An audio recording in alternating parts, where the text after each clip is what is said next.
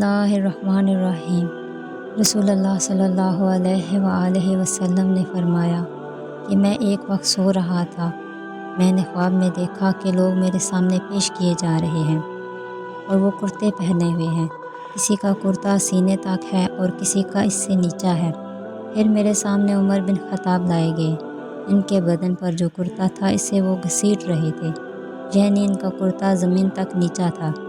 साहबा रज़ियल्लाहु अन्हा ने पूछा कि या रसूल अल्लाह, इसकी क्या ताबीर है?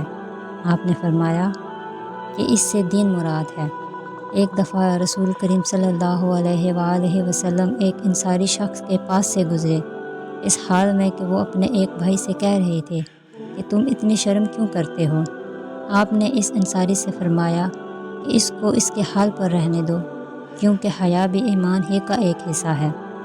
रसूलुल्लाह सल्लल्लाहु अलैहि वसल्लम ने फरमाया, मुझे अल्लाह की तरफ से हुक्म दिया गया है कि लोगों से जंग करूं, इस वक्त तक कि वो इस बात का इकरार कर लें कि अल्लाह के सिवा कोई माबूद नहीं है, और ये कि मोहम्मद सल्लल्लाहु अलैहि वसल्लम अल्लाह के सच्चे रसूल हैं, और नमाज अदा करने लगें और ज़कात दें।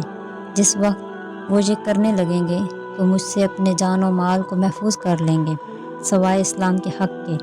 रहा इनके दिल का हाल तो इनका हिसाब अल्लाह के ज़िम्मे है।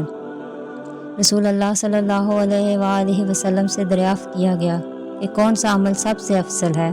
आपने फरमाया, अल्लाह और इसके रसूल पर ईमान लाना। कहा गया, इसके बाद कौन सा? आपने फरमाया कि अल्लाह की राह में जहाद करना। कहा गया, फिर क्या है? आपने फरमाया, हज मबरूर।